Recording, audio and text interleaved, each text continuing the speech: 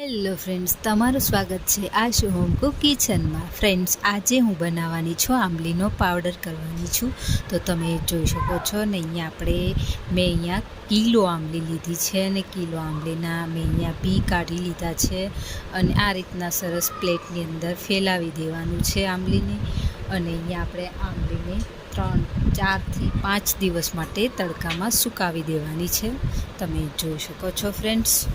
હવે ફ્રેન્ડ્સ, અહીંયા આપણા 5થી 4 દિવસ અહીંયા આપણી આંબલી સુકાઈ ગયા પછી એમને અહીંયા આપણે ફ્રીઝરમાં 1થી 2 દિવસ માટે અહીંયા આપણે ફ્રીઝરમાં સ્ટોર કરી લેવાની છે.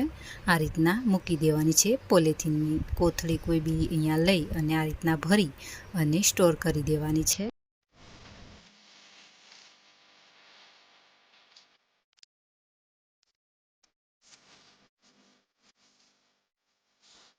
હવે ફ્રેન્ડ્સ, તમે જોઈ શકો છો અહીંયા આપણા 2 દિવસ થઈ ગયા છે. જે આપણે આંબલી સ્ટોર કરી છે 2 દિવસ થઈ ગયા છે.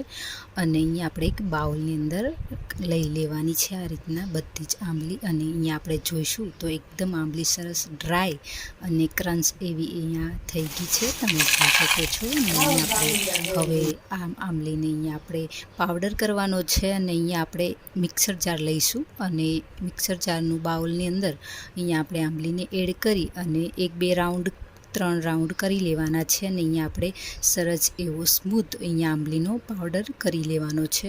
તમે જોઈ શકો છો. અને આગળ આપણે અહીંયા આ બધી જ આ પ્રોસેસ સેમ કરવાની છે, જેથી આપણો આંબલીનો પાવડર સરસ એવો બની જવાનો છે. ફ્રેન્ડ્સ, તમે જોઈ શકો છો.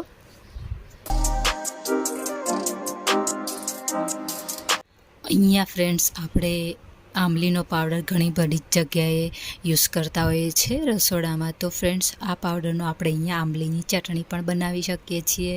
અને આંબલીનો અહીંયા આપણે પેરી પેરી મસાલામાં પણ પાવડર કરી શકીએ છીએ. તો ફ્રેન્ડ્સ, અહીંયા આપણે રસોડામાં ઘણી બધી જગ્યાએ વપરાતો હોય છે આંબલીનો પાવડર. તો ફ્રેન્ડ્સ, તમે જોઈ શકો છો. અને આ રીતના અહીંયા આપણે પાવડર તૈયાર કરવાનો છે. તો ફ્રેન્ડ્સ, તૈયાર છે આંબલીનો પાવડર.